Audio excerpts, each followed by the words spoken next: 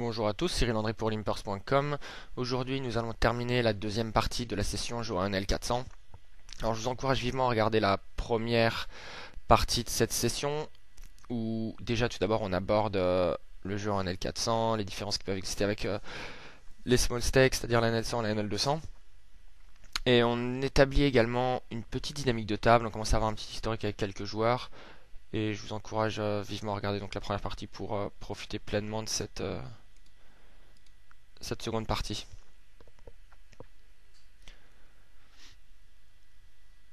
Alors sur la table numéro 2, donc on vient de folder validis sur le bet turn du joueur Chen 415.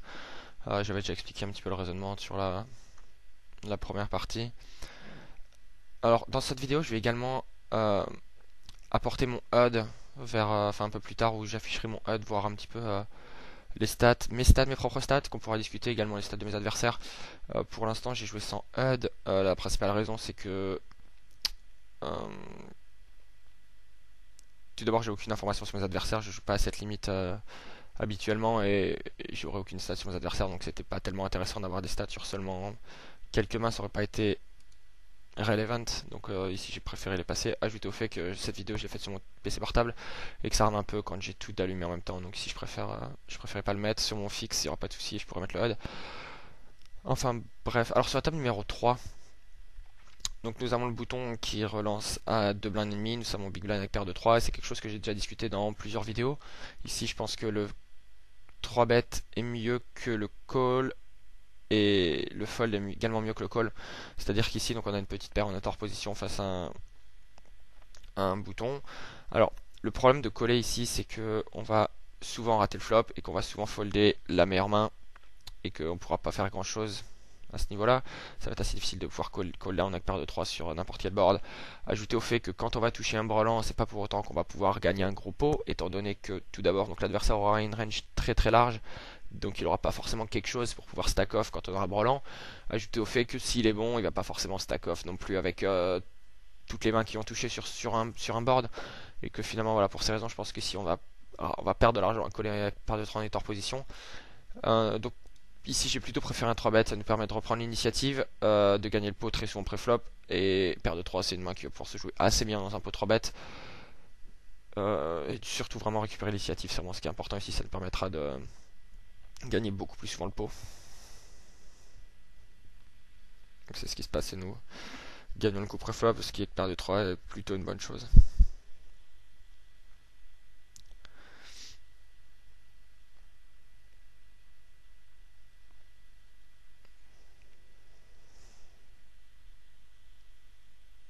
Également avec paire de 3, ce qui peut être intéressant de faire, c'est face à un joueur qui 4 bet énormément. C'est le type de main qui se joue assez bien en tant que 3 bet, 5 bet all-in, dans la mesure où paire de 3 c'est à peu près équivalent à paire de 9. Il y a peu de joueurs qui vont 4 bet call avec paire de 8 par exemple. Donc finalement, main paire de 3 c'est à peu près équivalent à paire de 9. Et c'est une équité qui est pas horrible face à sa range de call 5 bet. C'est-à-dire une range type paire de valet mieux, as roi, on doit avoir quelque chose comme 30% d'équité. Donc au final, c'est pas vraiment horrible de faire tapis avec paire de 3 face à un joueur qui 4 bet énormément. Alors sur la table numéro 4 maintenant, donc nous avons une relance UTG, coller UTG plus 1 dans Dame 10 off, UTG point cut off. Ici évidemment, notre main est très inférieure à leur range combiné, c'est-à-dire qu'en termes d'équité, on a une équité qui est vraiment pas terrible avec Dame 10. Donc le call ici me plaît pas trop avec Dame 10. On va jouer un pot multi-way avec une main qui sera très faible. Et je pense qu'on va vraiment très peu souvent pouvoir gagner de l'argent avec Dame 10 off, en sachant que si on call, c'est possible qu'il y a des joueurs à parler derrière nous via un squeeze, auquel cas on va devoir folder notre main, pardon. Donc ici mon play standard sera plutôt de fold, évidemment, je pense que c'est un peu ce que vous faites tous. Mais ici j'ai décidé de faire autre chose et de 3 bêtes en position avec Dame 10. Alors c'est vrai qu'on est face à une relance UTG collée par UTG plus 1, donc la perception qu'on a de leur range est quand même assez forte. Néanmoins, la perception qu'ils vont avoir de ma range également quand je vais 3 bet va être également très forte, étant donné que je 3 bet les deux joueurs qui sont censés avoir les ranges les plus fortes. Et que finalement, je m'attends tout d'abord à avoir beaucoup de crédit. Et je m'attends pas trop à ce qu'on me play backlight, c'est-à-dire que UTG plus 1, si jamais il a relancé paire de 2 par exemple, je m'attends pas à ce qu'il me 4 bet je m'attends à ce qu'il fold quasiment 100% du temps. Et que pour ces raisons, je pense finalement, donc si me 4 bet, je vais évidemment folder Dame 10. Et s'il fold, bon, ça sera parfait. Donc il s'avère que le joueur UTG fold et que le joueur UTG plus 1 nous call. Alors, sa range pour nous coller ici, ça sera très souvent des mains type paire de valet, paire de 10, paire de 9, des mains quelquefois type As-Dame. Mais que globalement, donc sur ce board Dame 5-4, on a très certainement outdraw notre adversaire, c'est-à-dire que s'il avait une paire, on a très certainement trouvé la meilleure main. Et que nous allons donc miser pour value sur ce flop. Et sur la table numéro 2, donc ici avec paire de 9, j'ai décidé simplement de coller face à un raise UTG, enfin seulement 4 joueurs à la table. Ici je veux vraiment varier entre les deux, entre le call et le 3 bet. Bon, ici ça veut dire que j'ai call. Par contre sur un board roi, valet 2, je pense que je peux rien faire d'autre si ce n'est fold avec paire de 9. On a vu dans la première vidéo que le joueur Gen 415 était globalement très agressif et que ici, ajouté au fait que l'équité de sa range sur ce type de board est descente face à ma paire de 9, ajouté au fait que je vais pouvoir me faire, enfin qu'il va me barreler assez souvent et que je vais devoir folder au turn si je call le flop. Ici je pense que le mieux c'est directement de folder au flop plutôt que de coller le flop et folder la turn. Alors sur la table numéro 4 maintenant, donc nous faisons un c-bet standard donc sur Dame 5-4 avec un flush draw, l'adversaire nous call, la turn est le valet de cœur qui ajoute maintenant 2 flush draw. Et ici donc je voulais revenir sur un point que j'avais abordé je crois dans la première vidéo, qui en fait concernait un peu le pot de contrôle, mais c'était pas vraiment du pot de contrôle, c'est j'appelais quelque chose comme exploitation de la range adverse. Et ici donc quand l'adversaire nous call, il a très certainement une main type As-Dame, des mains type paire de valet, bon paire de valet il vient de toucher le brelan en terre mais bon peu importe, paire de 10, paire de 9, paire de 8 peut-être, mais que finalement si on vient en seconde barrel, toutes les mains que l'on bat vont très certainement folder, il va très certainement folder paire de 9 au turn si jamais on vient en seconde barrel. C'est vrai qu'il y a 2 flush draws, mais ici on est dans un pot 3 bet où les stack size sont assez petits par rapport à la taille du pot et que de toute façon s'il avait un flush draw au flop, l'argent serait très certainement parti au flop. Donc ici c'est vrai qu'il y a 2 flush draws, c'est vrai que le board est assez drawy, mais pour autant ça m'importe absolument pas. Il a jamais un tirage sur ce type de board étant donné vu l'action pré-flop tout d'abord, ajouté au fait que s'il avait un flush draw au flop, il aurait très certainement résolu nos flops en étant hors position. Donc finalement c'est vrai que le board est drawy, pour autant ça m'apporte absolument pas. Je m'attends à ce qu'il ait jamais un flush draw, je m'attends plus à ce que sa range soit composée de entre guillemets made hand, c'est-à-dire une paire, enfin principalement une paire. Et que pour ces raisons voilà ça me gêne pas vraiment de laisser des free cards etc. Enfin principalement je joue contre 2 outs si jamais il a derrière moi, donc ça me gêne pas plus que ça. Et donc voilà, donc l'idée principale c'est de checker pour essayer d'exploiter la range adverse, c'est-à-dire ne pas lui faire folder quand il est derrière pour pouvoir value bet la rivière. C'est-à-dire que si on vient bet cette une rivière, il va certainement se dire mais qu'est-ce qu'il est en train de faire, sa ligne elle a aucun sens donc je vais call. Alors que si je bet la turn, il va très certainement folder toutes les mains que je bats. Aussi je pense que le check au turn est vraiment pas mal à ce niveau-là. Donc la rivière est une carte parfaite, le 3 de pique, donc qui est une brique absolue. Et s'il a une main type paire de 9 par exemple, il va avoir du mal à folder. Alors la taille du pot est à 255 et ici j'ai opté pour un bet assez gros. Dans la mesure où en fait la perception que l'adversaire a de ma range en ayant 3 BT, UTG plus 1 ça va être une perception de range assez forte, c'est-à-dire As-Roi, les As, les Rois, les Dames, les Valets par exemple, vraiment une range vraiment très forte. Il s'attend certainement pas à ce que je 3 bête des mains type Dame 10 et que finalement il s'attend aussi certainement à ce que je seconde barrel toute ma value range sur cette turn. Lui dans sa tête il s'attend à ce que je seconde barrel les As, les Rois, mes brelans au turn. Donc finalement, quand j'ai misé le flop, checker la turn et miser très gros river, il va très certainement pas comprendre ce qui se passe, vu qu'il s'attend encore une fois à ce que je seconde barrel très souvent ma value range au turn. Et pour ces raisons-là, je vais miser très gros. Donc le pot fait 255 $, je vais miser quelque chose comme 220, voilà si je me souviens bien. Donc il y a un bet plutôt gros. Et l'idée en fait c'est d'essayer de le... Enfin, qu'ils comprennent rien à ce qui se passe et qu'ils fassent un call curieux, étant donné que ma ligne n'a aucun sens. C'est un peu ça l'idée. Alors, il va réfléchir un petit peu.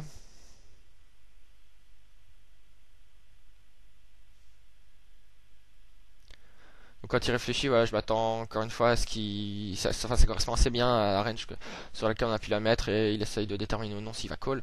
Et finalement, donc, chose très très surprenante, donc qui raise all-in. Alors dans chacune de mes vidéos je dis à chaque fois quand vous misez soyez prêt à un raise de votre adversaire, et pour vous dire la vérité quand j'ai mis cette rivière je m'attends absolument pas à ce que mon adversaire me raise. J'ai été vraiment très très surpris qu'il raise en ayant pris autant de temps à prendre sa décision. C'est-à-dire, il a fait timer, enfin il a timé pendant une dizaine de secondes avant de raise all-in. Euh, enfin honnêtement j'ai vraiment du mal à voir avec quel type de main il peut faire ça qui me batte. Euh, Tout d'abord parce que donc il me reste seulement 115 $ dans un pot qui en fait enfin si on en, enfin en fait je suis quasi, enfin je suis committé, si je venais à miser pour la value sur cette turn, sur cette rivière pardon, j'étais complètement committé. Et que si jamais il a, je sais pas, Queen Jack ou Brelan Valet par exemple, voire Brelan Dame, je m'attends pas à ce qu'il prenne autant de temps à résoudre la rivière, en sachant que, enfin j'ai seulement 115 $ derrière. Et en même temps, à côté de ça, je m'attends pas forcément à ce qu'il bluffe très souvent, donc j'ai vraiment été très surpris de cette main. Euh, je savais pas trop quoi faire dans une, enfin, d'un côté je me dis bon il a jamais mieux que moi, de l'autre mais il bluffe jamais, donc qu'est-ce qui se passe? Mais bon, avec seulement 115 $ un pot qui en fait 915, je vais finalement coller. Donc il s'avère que l'adversaire est paire de 10. Alors honnêtement, je comprends toujours pas ce qu'il a voulu faire avec paire de 10 ici. En sachant que c'est possible. Enfin, je pense pas que je fold d'une main que je value bet rivière avec d'aussi bonnes cotes, ajouté au fait que quand il checkerait cette rivière, il représente vraiment pas grand chose. Donc je vais rarement folder. Si je sais pas si j'avais As Valet par exemple, j'aurais certainement encore collé la rivière. Je vois vraiment pas enfin, ce qu'il est en train de faire avec paire de 10 ici. Il a peut-être un peu de value à call si jamais il estime que je bloque souvent cette rivière, mais par contre raise all-in j'aime vraiment pas du tout ici. Je vais jamais folder tout ce que je mise pour value, je vais 100% du temps bet call. Donc ici c'est assez surprenant qu'il fasse ça. Je sais pas trop quoi en dire, je suis vraiment pas fan du tout de son move. Mais bon.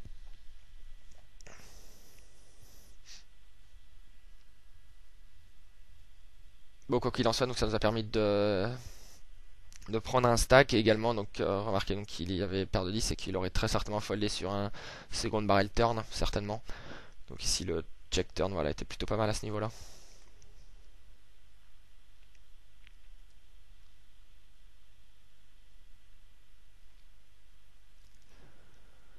Et ça c'est quelque chose que vous allez voir de plus en plus en mid stake. Je pense que ça se fait moins en small stake, c'est-à-dire tourner des mains qui ont de la showdown value en bluff à la rivière. Donc ici il a probablement estimé qu'il gagnait assez peu souvent avec paire de 10 et que par contre je pouvais folder sur son raise all-in. Bon enfin évidemment c'était pas du tout le cas. Mais d'une manière générale, il y a, enfin, en mid stakes, à partir du moment où les joueurs sont capables de lire un peu mieux, de faire un peu du meilleur hand reading, vous allez avoir des adversaires qui vont estimer que leur main est pas assez souvent bonne au showdown et que du coup la main mérite d'être tournée en bluff pour faire folder une partie de la range adverse qui effectivement est meilleure que la vôtre mais qui va folder sur un raise. Donc ça c'est quelque chose à prendre en compte dans une certaine mesure, c'est-à-dire tout d'abord face à des joueurs qui sont capables de faire ça, il va falloir bet call un peu plus light, il va peut-être falloir également value bet un peu moins fine si jamais vous êtes pas, enfin si jamais vous sentez pas de coller le raise all-in à la rivière. Voilà, c'est des choses qu'il va falloir prendre en compte au mid stakes. Alors sur la table numéro 1 maintenant, donc nous sommes face à une relance UTG, nous avons perdu sans son blind. Et nous allons simplement coller. Alors ici 3 bêtes paire de 10, ça pourrait être envisageable face à un joueur contre lequel on a un certain historique. Ici Gen 415, même si on l'a remarqué assez agressif depuis le début de la session, c'est pas pour autant que j'ai envie de 3 bêtes partir à taper avec paire de 10. Face à sa perception qu'on peut avoir de sa range UTG, je vais évidemment être crush avec paire de 10. Donc si je vais simplement coller, ça me permet également d'avoir une range un peu plus forte en étant small blind. Donc c'est, enfin ça sera pas une mauvaise chose ici de coller avec paire de 10 en small blind. Alors l'adversaire fait un c-bet sur 6-6-7. Que évidemment on n'a pas grand chose d'autre à faire si ce n'est coller.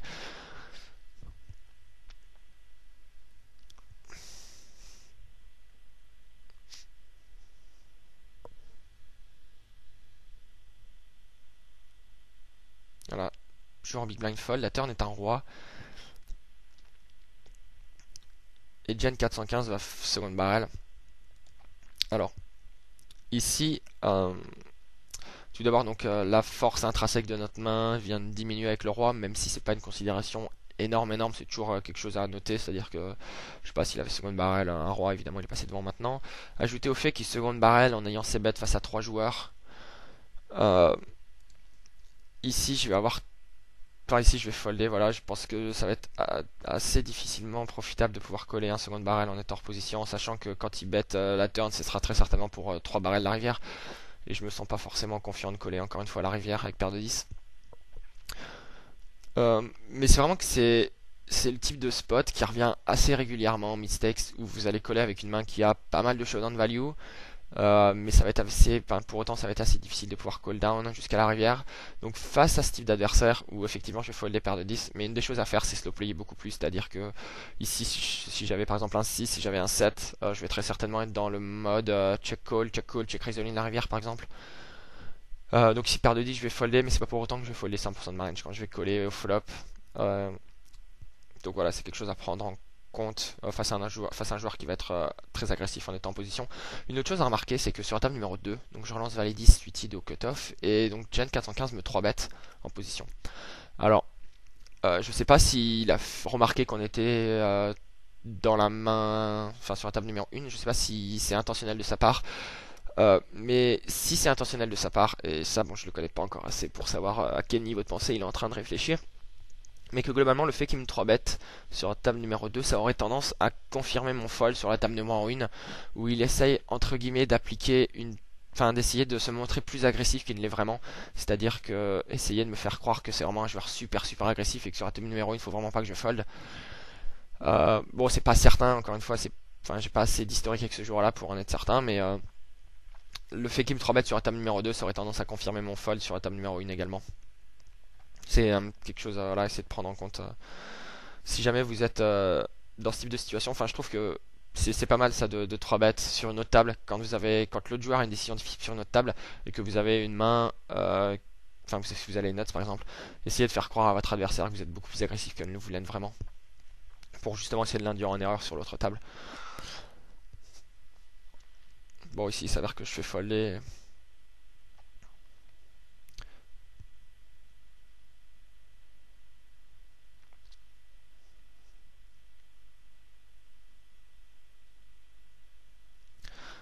Mais encore une fois, voilà, face à un joueur qui va être très agressif en étant en position, qui va se bet beaucoup, second barrel beaucoup, 3 barrel beaucoup, qui va faire ça pour value de manière assez fine, ajouté au fait qu'il va bluffer un certain pourcentage du temps, c'est vraiment pas mal de commencer à slow play un petit peu. Il y a très peu de joueurs qui slow play, et d'ailleurs, enfin, je vous dis pas de slow player systématiquement toutes les mains, c'est pas du tout le cas. Il faut vraiment bien cibler son adversaire, bien cibler la texture du board, etc. Mais que face à un joueur qui va lui bet fin, ça peut vraiment être pas mal dans la mesure où il va value bet des mains que vous battez et qu'il va certainement être assez aggro et seconde barrel assez light, pas mal de turn. Donc au final, ça peut vraiment être pas mal d'ajouter un peu de slow play dans votre jeu. Alors sur la table numéro 4, nous lançons un threat pick, nous sommes collés par le joueur big blind. Nous trouvons un excellent flop avec donc gutshot, des over, flush draw. Et l'adversaire donc bet le flop. Alors ici, les deux options sont envisageables, à savoir le call et le raise. Le call tout d'abord parce qu'on a une équité énorme et que c'est envisageable que l'adversaire seconde barrel, les cartes qui vont nous améliorer, notamment les pics. Si jamais il y a un pic qui vient au turn, par exemple, je vais certainement encore coller une fois, étant donné qu'il qu'il est très certainement en train de bluffer et que j'ai plus de value à laisser bluffer plutôt qu'à raise pour value. Ici, j'ai opté pour le 3 bet et finalement, j'aurais peut-être préféré le call après coup. Bon, ici, ce sera vraiment une erreur de raise. On a tellement d'équité dans la main qu'on est content de partir à tapis. Éventuellement, il peut partir avec des draws qu'on domine. Je sais pas s'il vient être un peu fou avec 10 et 9 par exemple. On est content de partir à tapis évidemment. Enfin bon, les deux options sont envisageables ici de toute façon.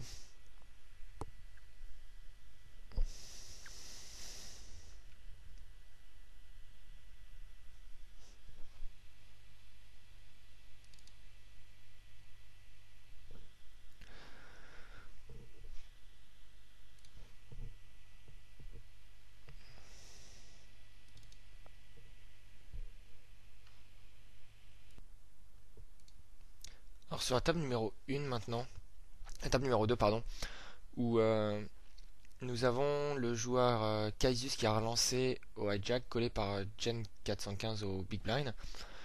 Il se retrouve à board sur un board 8-6-4. Et bon, j'ai pas commenté avant, mais j'étais dans l'autre main. Mais Gen 415 a check raise le flop. Donc Kaisius a fait un c-bet, Gen 415 a check raise le flop. Et donc nous retrouvons sur la turn où Gen 415 va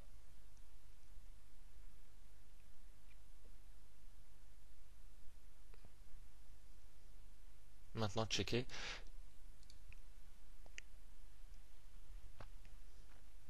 Sur la table numéro 1, donc je regarde aussi, je vous encourage toujours, je lis tout le temps, regarder les mains qui vont en showdown. Et ici, donc ce qui m'a surpris, c'est que le joueur Brower Kid a collé 9-6 suited au bouton, donc c'est assez light face à une Open UTG. Il a collé de ses bêtes, bet turn votre rivière, je crois, avec 9-6. Donc, enfin, c'est quelque chose à avoir en tête, c'est que le joueur là va défendre vraiment assez light au bouton, va jouer très loose au bouton. Donc, ce que ça va nous permettre de faire, ça va être tout d'abord de le barreler beaucoup plus quand on est hors position, à savoir qu'il aura une range très faible.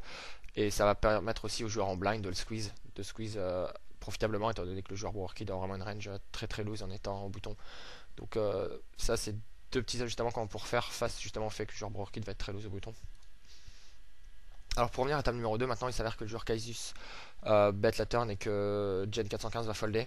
Alors quand j'ai vu cette main, j'ai été assez surpris du déroulement de cette main pour tout vous avouer. Tout d'abord, je pense que là c'est une assez bonne carte à seconde barrel au turn pour Gen 415, dans la mesure où la range de value de Kaisus va souvent être des pocket pairs et que là ça sera pas forcément une bonne carte pour sa range.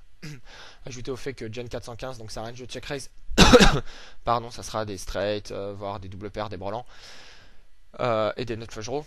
Et que donc effectivement, enfin, Kaisus va rarement pouvoir faire quelque chose quand Gen 415 seconde barrel cette turn. Donc je sais pas s'il a quelque chose comme 9 et 10. Là, c'est une carte que je vais très souvent seconde barrel en bluff. Et par contre, du côté de Kaisus, c'est assez surprenant qu'il mise cette turn. Euh, Parce que s'il avait un brelan, il aurait très certainement 3 bet le flop. S'il avait un nut flush draw, je pense que. Enfin, nut flush draw, je pense que de sa part, c'est mieux de checker. Parce que quand Gen 415 check, ça sera soit pour recheck raise, soit pour check fold. Donc il n'y a pas énormément de value à miser le nut flush draw turn. Par contre, si check et qu'il y a un pic qui vient à la rivière, par exemple, il pourra prendre peut-être un bluff de Gen 415 à la rivière. Donc il sait que le nut flush draw de la part de Kaisus aurait été mieux de check la turn. C'est pas certain qu'il le fasse, c'est pas parce que on estime que c'est quelque chose de mieux à faire qu'il va forcément le faire. Donc c'est possible qu'il mise le nut flush draw turn.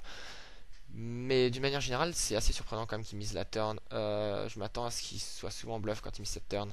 Donc éventuellement, de la part de Gen 415, ça peut être éventuellement intéressant de recheck raise la turn. Euh, Genre avec, je sais pas, enfin des draws par exemple, ça peut être pas mal de double check raise all in la turn. Mais bon, il s'avère qu'il va folder.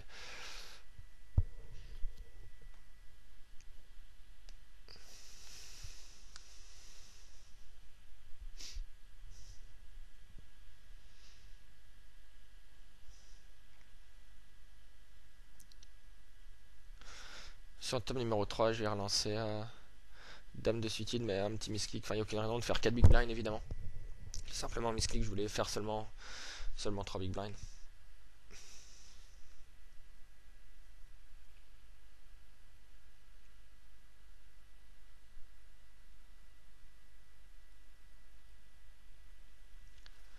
Sur la table numéro 2, nous allons relancer Roi-Dame et coller 5-6 sur la table numéro 3.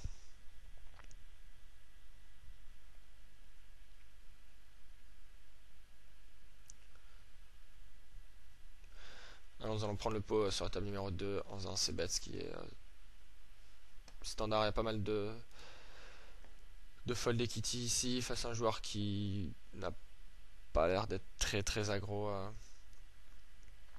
post-flop. Alors sur la table numéro 3 maintenant, donc avec 5-6 on a totalement raté le board. Ici je vais simplement check folder. Si c'était le 4 de trèfle par exemple, éventuellement on aurait pu raise en bluff, dans la mesure où il y a quand même pas mal de cartes turn qui vont nous améliorer, c'est-à-dire un 3 va nous donner un tirage open-ended, un 7 va nous donner également un tirage open-ended, tous les trèfles vont nous donner un flush draw, donc il y a pas mal de cartes turn qui vont nous améliorer. Mais ici, bon, sans trèfle, sans trèfle, backdoor trèfle, je vais simplement folder avec 5-6.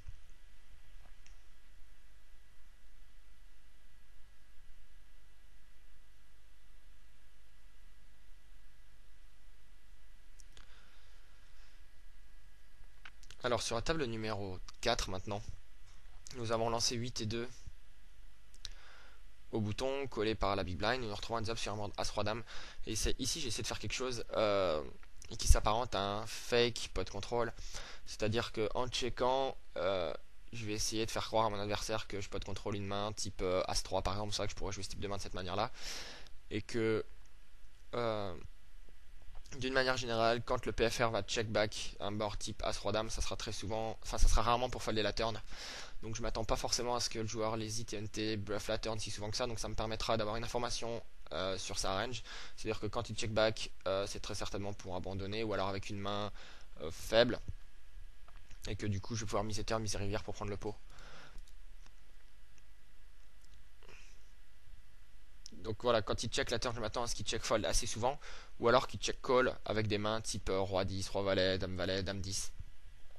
Et que du coup, ce qui va être important de faire, c'est continuer à miser la rivière. Et ça, c'est quelque chose que je vois pas mal de joueurs faire, c'est-à-dire prendre des stabs et abandonner quand on a été payé. Donc ici, voilà, je pense que c'est beaucoup mieux de continuer à miser la rivière. Donc la verse fold, c'est très bien. Et ça, voilà, donc c'est quelque chose de super important, c'est que il faut vraiment faire attention à pas simplement, par exemple, miser la turn quand l'adversaire a collé et checker back la rivière. Euh, Enfin, c'est pas souvent l'adversaire va montrer dame valet, dame 10, roi valet, roi 10, c'est des mains qui vont évidemment gagner face à hauteur 8 et qui vont également très certainement folder sur enfin, sur le deuxième barrel rivière. S'il avait un as, c'est possible qu'il le joue de cette manière-là. Quelquefois, on va se faire coller, c'est pas la fin du monde. Mais également, quelquefois, il va également miser lui-même la turn avec un as. Donc, je pense que ce bet turn, bet river aura un très haut taux de réussite. Et d'ailleurs, il y a une situation similaire qui m'est arrivée au France Poker Tour où face à Freddy Dib en fait où j'ai pas vraiment du tout aimé la manière dont il a joué la main en fait pour vite fait pour vous raconter justement pour vous expliquer l'importance de de barreler certains types de boards en fait. Donc je relance paire de valet, je crois, white jack. Il call, ou je crois que je relance au cutoff, il call bouton. Les blind fold. Je me souviens plus des blinds, enfin je couvre tout le monde à ce moment-là, mais les stacks là sont pas importants, c'est surtout le déroulement de la main qui l'est. Donc je relance paire de valet au cutoff, coller parfois les 10 beaux boutons, les deux blind fold, on se retrouve à 10 up sur un board As-3, As-3-4, quelque chose comme ça, Rainbow. Où donc j'ai paire de valet, c'est effectivement pas un board génial pour ma main. Et ici donc je décide de checker, évaluer, soit check call, soit quelquefois check fold avec ma paire de valets. Donc je check et Freddy donc check back. La turn est une break, donc ça fait As Roi 4 par exemple turn 6. Je check une nouvelle fois. Encore une fois, j'ai pas énormément de value à miser. Quelquefois, si ça turn fait check check, je vais miser la rivière pour peut-être me faire payer par une paire de 9, quoi que ce soit. Même si enfin, c'est quand même super fine et je pense pas que il y a énormément de value à miser de toute façon avec paire de valets. Donc je check encore une fois cette turn. Freddy dit mise. Je l'avais vu prendre des stabs assez souvent sur des pots quand il y avait eu des signes de faiblesse. Donc si je décide de coller, la rivière est une brique et ça fait check check et il montre, je sais pas, hauteur 7. Et enfin, voilà, pour vous montrer que s'il avait misé la turn, misé la rivière, j'aurais beaucoup plus souvent trouvé le bouton fold que simplement quand il mise la turn et qu'il check la rivière. Et que ici, il était vraiment dans une situation où quand je check deux fois, enfin sur un board As-Roi, de toute façon, je vais c-bet beaucoup. Donc quand je check, c'est que j'ai souvent de la showdown value. Et que le fait de prendre un stab et de checker derrière, c'est vraiment pas bien joué du tout. C'est-à-dire qu'il jette de l'argent par la fenêtre à miser la turn et check la rivière parce qu'effectivement il a aucune chance de gagner le coup. En sachant que ma range est globalement très faible et que il avait tout intérêt à en continuer à miser, à être beaucoup plus agressif sur ce pop up. Donc d'une manière générale, ouais, c'est quelque chose que je vous encourage à faire, c'est éviter de prendre des stabs face à une range qui va jamais folder la turn et abandonner rivière. Quand vous êtes dans ce type de situation là, il faut vraiment pas hésiter à faire un dernier barrel rivière pour lui faire folder la main qu'il a qui est certainement faible mais qui est supérieure à la vôtre évidemment. Alors sur la table numéro 2, donc nous avons lancé paire d'as UTG, nous sommes collés par le joueur au cutoff. Nous retrouvons sur un board valet 9-10 qui est un board horrible pour paire de das comme vous le conviendrez. Et ici, je pense que j'ai complètement mal joué cette main. Donc ici, j'ai décidé de checker. Il n'y a pas vraiment de raison de checker. J'étais dans une optique de check call et probablement check fold la rivière. En sachant qu'il va très certainement value bet des mains que je bats et qu'il va très certainement... Enfin, pas forcément 3 barrels si jamais il a as valet par exemple. Mais que également c'est le type de board où quelquefois je vais pouvoir me faire raise. En fait, j'ai vraiment aucune envie de me faire raise des mains. Si par exemple 9 et 10, j'ai une équité qui est loin d'être négligeable face à 9 et 10 et que j'ai pas envie de me faire raise par ce type de main par exemple. Mais néanmoins, le fait de checker en étant en position, ça me met dans une situation très inconfortable comme vous allez le voir. Donc la turn est un roi qui est la pire carte du paquet tout d'abord parce que ça fait fort ou straight. Et c'est également la pire carte du paquet ajouté au fait que j'ai jamais une dame dans ma range. Si jamais j'avais une dame, j'aurais très certainement c-bet le flop. Si j'avais as dame, j'aurais c-bet le flop. Si j'avais valet dame, 9 dame, 10 dame, j'aurais c-bet le flop. Enfin, étant donné l'équité que j'ai dans la main. Donc au final, l'adversaire va pouvoir miser 100% du temps la turn et j'ai foldé 100% du temps. Donc c'est pas, je sais pas exactement encore dans quelle mesure ce joueur là sait que j'ai aucune dame dans ma range. Enfin, c'est pas compliqué à le voir, mais si j'avais une dame, j'aurais très certainement c bet le flop. Donc je me mets dans une situation vraiment compliquée en n'ayant pas c bet le flop. Et au final, j'aurais préféré avoir c bet vu le déroulement du coup. Donc maintenant, je vais folder la turn. Évidemment, je peux pas faire grand chose avec paire d'as sur ce board. Mais à la place de Ninja, là, c'est vraiment très bien de miser la turn avec n'importe quoi, avec 100% du temps. Même si vous avez un peu de showdown value, vous allez prendre le pot tellement souvent en misant la turn, étant donné que j'ai jamais une dame, que je pense que c'était vraiment, enfin, extrêmement bête de sa part au turn, quoi qu'il est, de toute façon.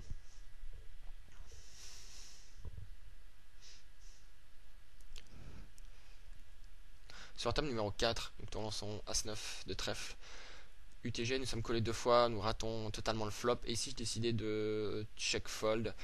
Euh, Si j'avais un peu plus d'équité dans la main, je sais pas, une main type 9 et 10 de trèfle par exemple, j'aurais très certainement c-bet, en sachant qu'il y a beaucoup plus de turns que je vais pouvoir second barrel, et ça c'est quelque chose de super important. C'est que quand vous faites un c-bet multi-way, vous attendez pas forcément à ce que les deux joueurs fold, c'est important de le faire avec des mains qui vont avoir des opportunités de second barrel, et que As-9 de trèfle ça a beaucoup moins d'opportunités de second barrel qu'une main type 9 et 10 par exemple, ou avec 9 et 10, un 6 va me donner une gutshot, une double gutshot même, un 7 va me donner une open-ended, tous les trèfles vont me donner un tirage trèfle backdoor, et qu'au final il y a beaucoup plus de turns que je vais pouvoir seconde barrel avec 9 et 10 de trèfle par exemple qu'avec As-9.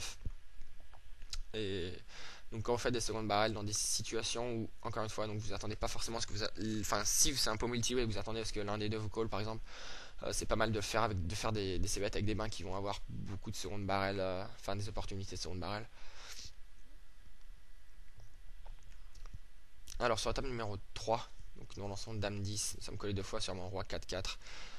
Nous allons faire un tout petit c-bet sur mon Roi 4-4 ou board très dry où il n'y a vraiment qu'une raison de faire un gros bet. Où...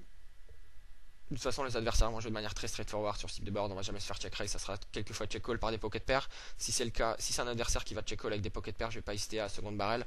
Si c'est l'adversaire qui fait ses pocket pairs et qui check call uniquement que des rois, je vais abandonner au turn si jamais j'ai été collé. Mais ça, faudra avoir un peu plus d'historique pour les adversaires pour pouvoir déterminer ça.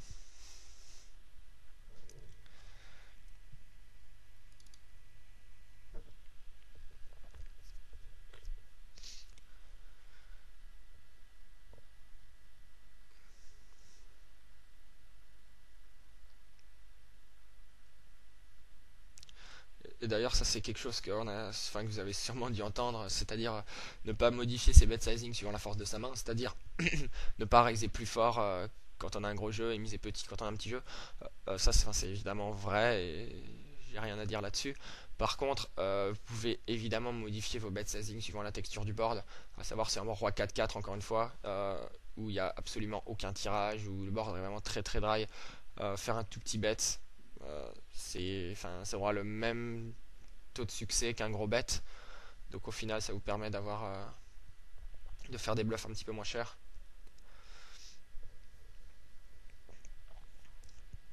Sur la table numéro 3, on a le joueur Twisted TS qui a relancé 10 au bouton tout à l'heure et là qui relance 10 UTG. J'aime pas trop son bet sizing en étant UTG, par contre là je pense qu'il faut qu'il relance un peu plus, au moins 3 big blind en étant en reposition.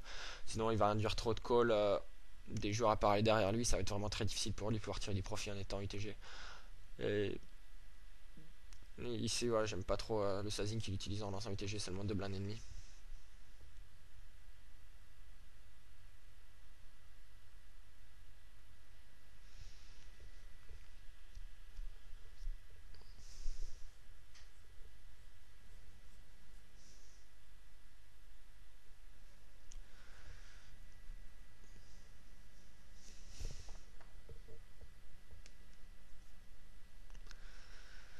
Sur la table numéro 1, donc on a un tapis préflop, tout ce qui est plus standard, les dames contre les as dans une partie agressive.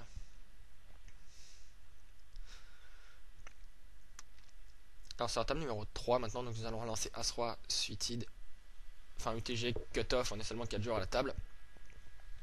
Fast Eddy va nous 3 bêtes. Et Kaisis au big blind va 4 bêtes. Alors ici j'ai opté pour ne pas folder main pré-flop. À savoir que j'étais globalement assez agressif sur cette table. Et que on a vu un peu de showdown, les joueurs commencent peut-être à devenir un peu plus suspicieux. Et que ici, enfin, j'ai sizé mon 5 bet à 200, enfin, c'est équivalent évidemment à faire tapis, je vais jamais folder après. C'était juste pour le fun, plutôt que de faire tapis, j'ai décidé de mettre 200. Ça change pas énormément.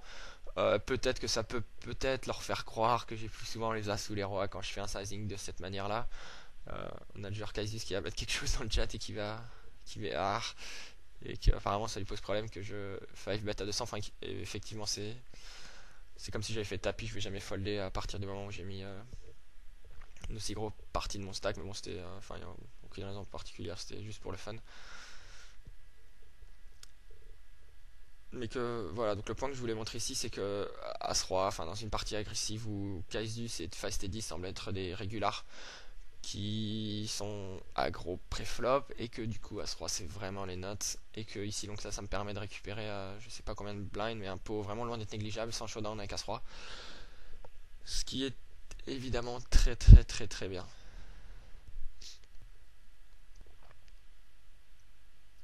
Sur la table numéro 4, maintenant nous allons lancer As-Dame.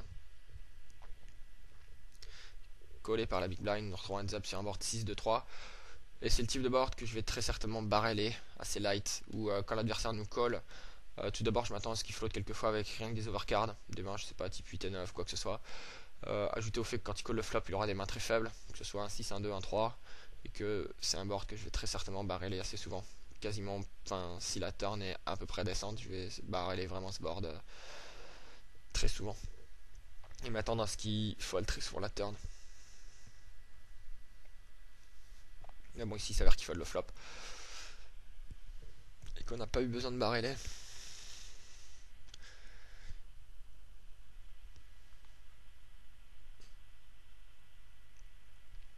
Alors je vais relancer le manager, ça me permettra d'avoir les stats des différents joueurs ainsi que les miennes.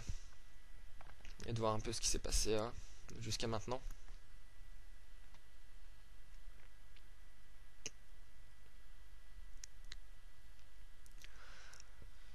Alors voilà, donc les stats sont présentes sur toutes les tables, je vais faire pause, on va essayer d'en discuter un petit peu.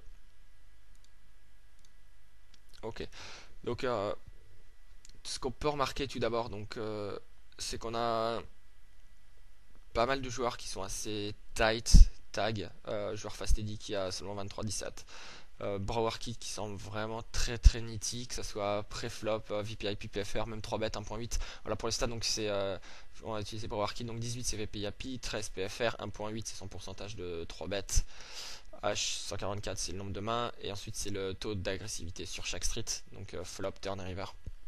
Et on remarque que c'est un joueur vraiment très très tight, qu'on a d'autres joueurs qui sont assez plus loose, d'off, de base là, joueur qui a le bouton sur la table numéro 1 qui est beaucoup plus loose. Ninja, Gen qui sont également assez loose. Et ce qui est intéressant de remarquer aussi, ça serait genre le taux d'agressivité sur les streets. On a des joueurs qui sont assez agressifs par exemple au flop, mais qui le sont beaucoup moins turn river. Donc ici, j'ai pas énormément de cas qui s'y prêtent. On a le joueur Kaisus qui semble être le contraire, qui lui semble assez passif flop turn, mais qui est assez agressif river. Enfin, quoi qu'il en soit, c'est des choses à essayer d'avoir en tête. D'une manière générale, je vous encourage à utiliser un tracker de toute façon et d'essayer de l'utiliser au mieux pour améliorer vos décisions. Et quand vous avez une décision qui est close, le fait d'avoir un tracker, ça va peut-être faire pencher la balance plutôt vers le call ou le fold. Donc, c'est dommage de s'en passer d'une manière générale.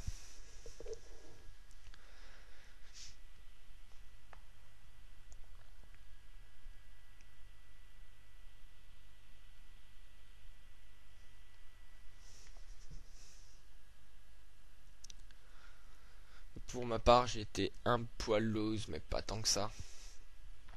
Ah.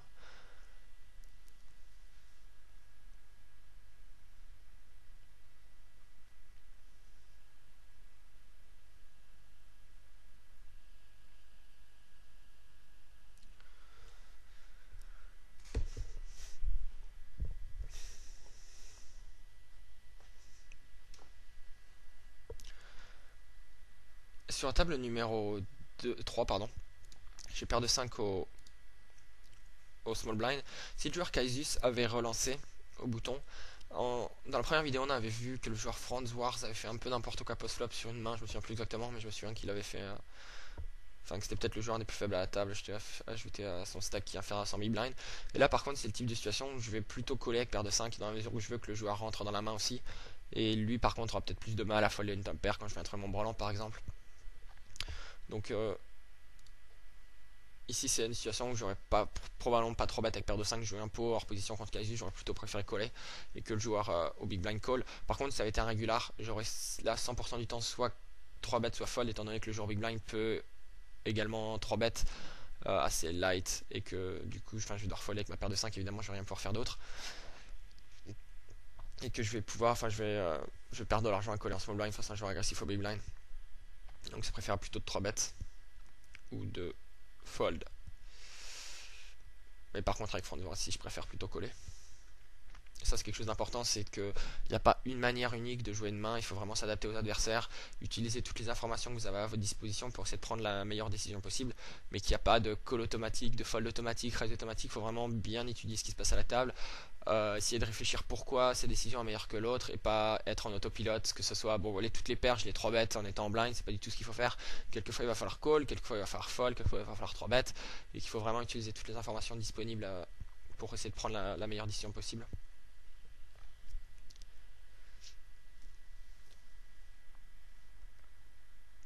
Sur la table numéro 4, nous allons maintenant relancer paire de 2 UTG, comme nous le ferions avec évidemment toutes les pocket paires. Nous allons être collés par le joueur UTG plus 1, et nous trouvons un flop extraordinaire, donc As-9-2 brelan. Alors nous faisons ces bêtes, l'adversaire nous call. Ici je pense qu'on n'a pas grand chose d'autre à faire si ce n'est seconde barrel cette turn. Si le joueur UTG plus 1 a un As, il va jamais le folder. Ajouter au fait que le 6 rajoute quelques backdoor draw qu'on pourrait barrer le turn et que du coup vont faire qu'il va pas folder la turn avec un As. Donc ici je pense qu'on a évidemment beaucoup de value à seconde barrel cette turn avec brelan 2. Et que quand il call une fois, c'est sûr qu'il a un As. Et que du coup maintenant la rivière...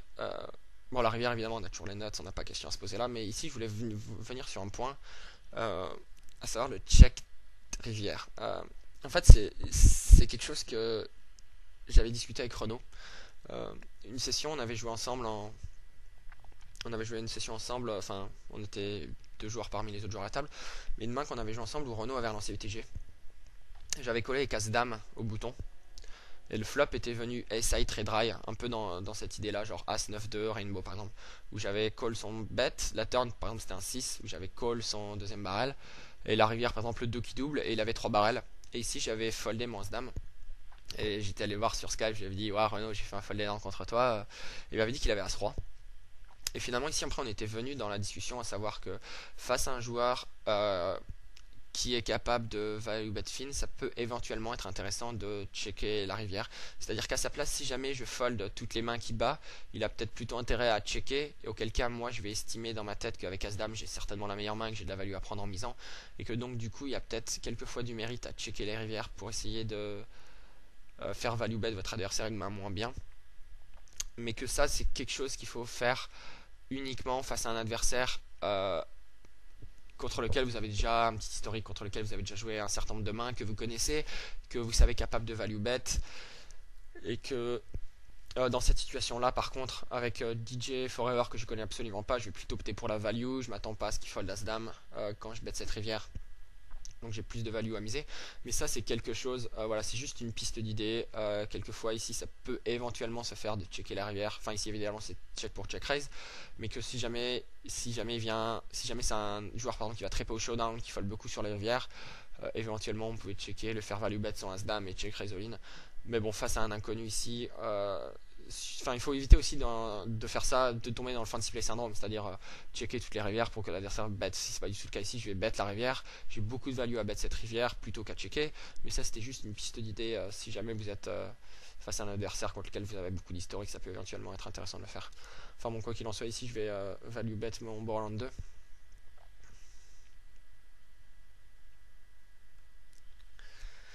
Et m'attendre à me faire coller par As-Dame, As-Valet assez souvent.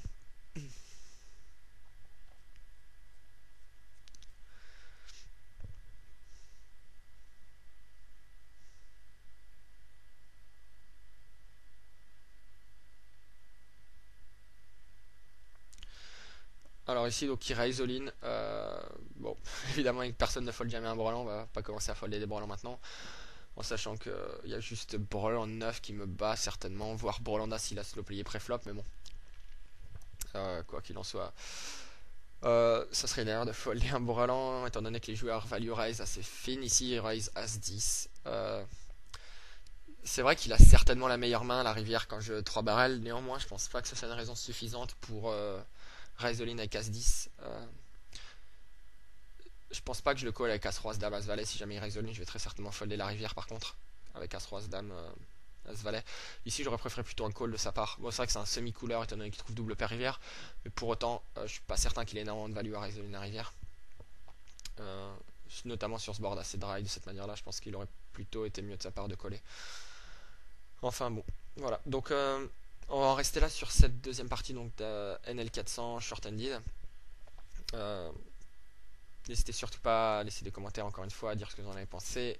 C'était Cyril pour limpers.com. Bonne chance aux tables. Bye bye.